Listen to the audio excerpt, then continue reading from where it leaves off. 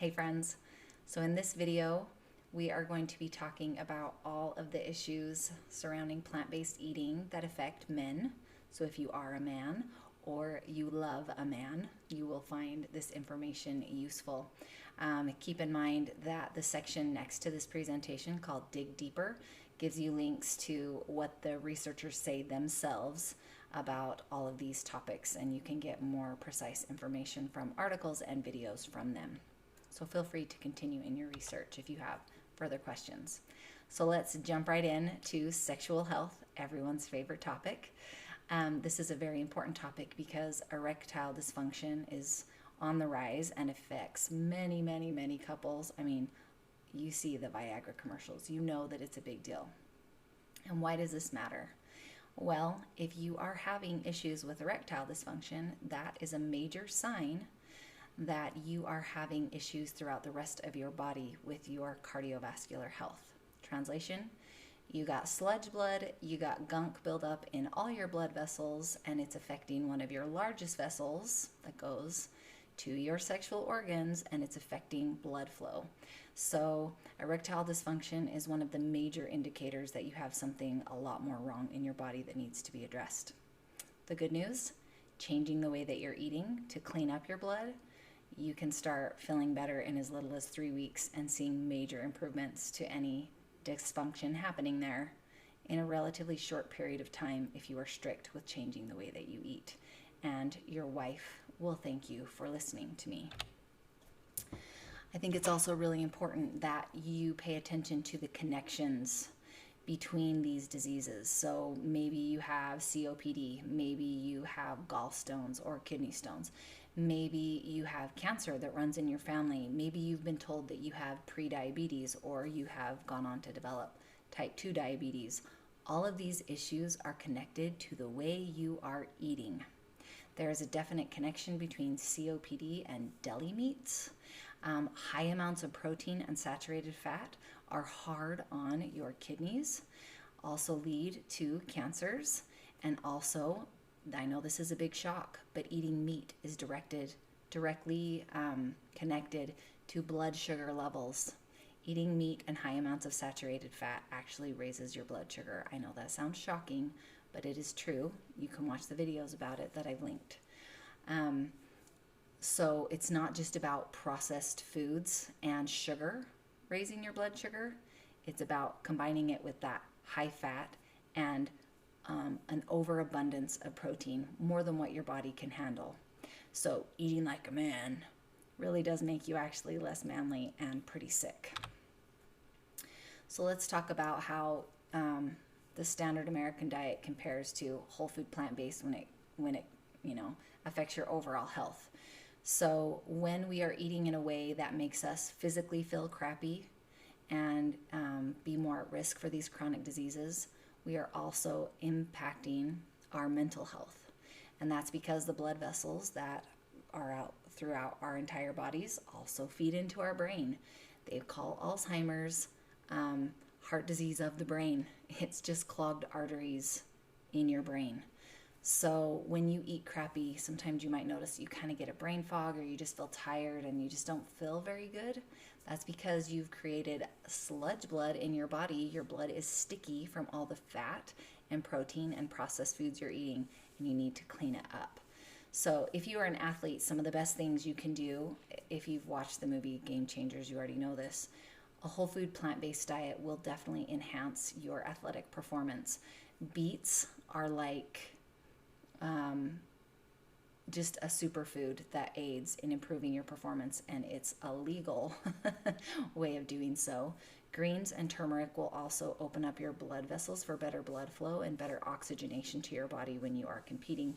Just remember, don't ever eat more than a half an inch of fresh turmeric a day because you don't want to overdilate your vessels. It's a very potent food that does its job well.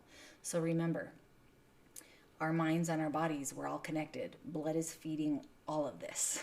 And so you want your blood to be clean.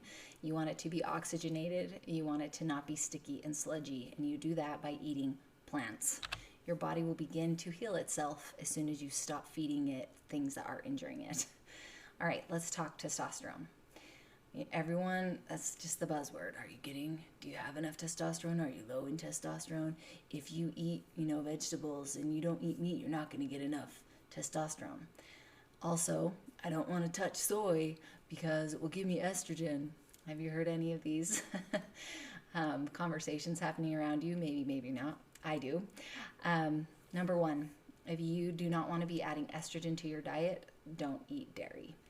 Dairy is milk from a lactating cow, lactating mammal. It's going to have lactating hormones in it, and those hormones are going to put estrogens into your body and affect your body.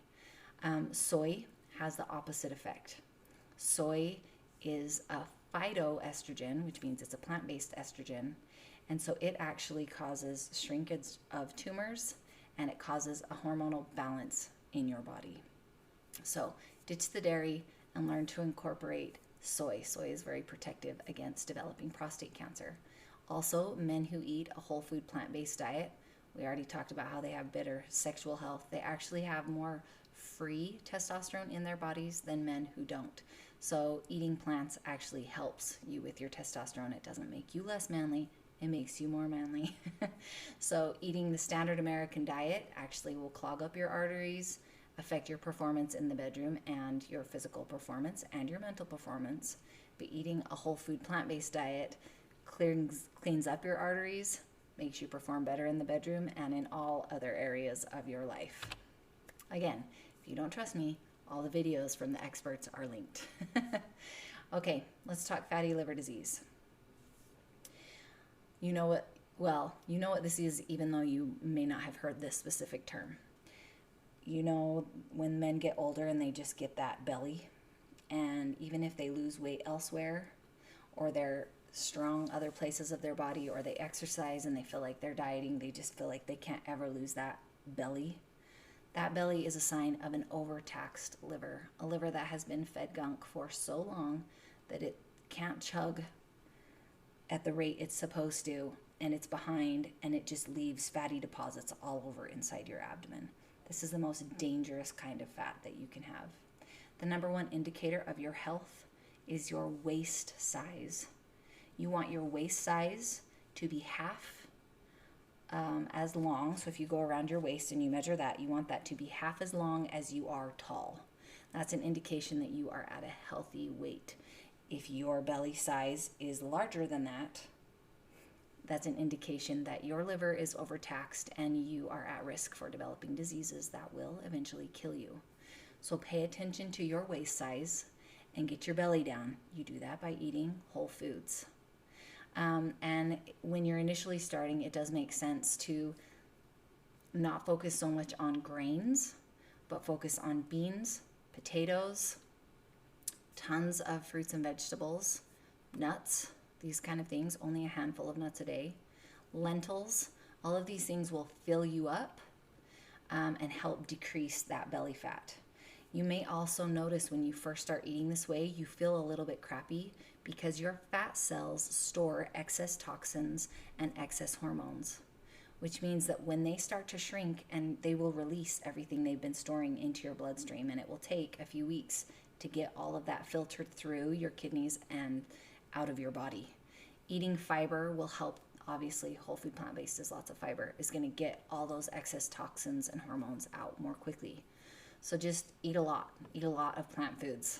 And then as you get more comfortable with eating this way, you can introduce some whole grains, rice, whole oats, quinoa, whole grain breads and pastas, and see how you do. But just sticking to legumes, fruits, and vegetables is a great way to start out and have that be your focus. Also, men. So many men I know. You get home from a long day, everybody's eating dinner, you help get the kids to bed, and you just want some me time, and you just want to eat your bag of chips while you watch a show or you play your video games or whatever you're doing. Eating before you go to bed is one of the worst things you can do for your health. Do not eat. Stop your eating window 3 to 4 hours before you go to bed. This allows your body to be finished digesting so that it can go into repair mode when you sleep. When you mess with that, you mess up your metabolism and it leads to these chronic diseases. Okay, finally, let's talk about cancer prevention, because colon cancer runs in my family, and I know a lot of people runs in their family as well, and prostate cancer. These are two major cancers that affect men. So as we talked about, soy is going to help prevent developing prostate cancer, and if you have it, eating soy will help shrink the tumors down. And then turmeric is a major cancer fighter of all types of cancer, and cruciferous vegetables. So when I say that, I'm meaning broccoli, cauliflower, Brussels sprouts, kale. If you have the Daily Dozen app, you can look it up and see all the rest in that category. If you chop them 45 minutes before you eat them, it releases an enzyme that makes them extra potent in preventing cancers. So including those in your diet every week is going to be wonderful for cancer prevention. And please do not cook them up in butter and oil. You can roast them. You can, toss them in some good herbs, like a little tiny bit of water sprinkling on them, and then toss them in some good seasoning and roast them, or pan fry them, or saute them in water. But that's the way. If you coat them with oil, you're not going to get the nutrition and the protective attributes that they have into your body, because it's going to be covered with a fat. So eat them the way they're meant to be eaten. And then red onion is especially potent in protecting against colon cancer. In the recipe section, I have my recipe for onion rings that are made from red onions. I eat them 2 or 3 times a week. They're the best. So include these things in your diet. And then just make sure you are staying away from the dairy so you're not having hormone disruption, and staying away from all the saturated fat and excess protein in meat. You are getting all the protein you need from plants. So you don't want to be overdoing it and causing inflammation in your body by over-consuming things that are detrimental for your health instead of protective. All right, please head over to the Dig Deeper section where you can find more detailed information about how to protect your health throughout your life.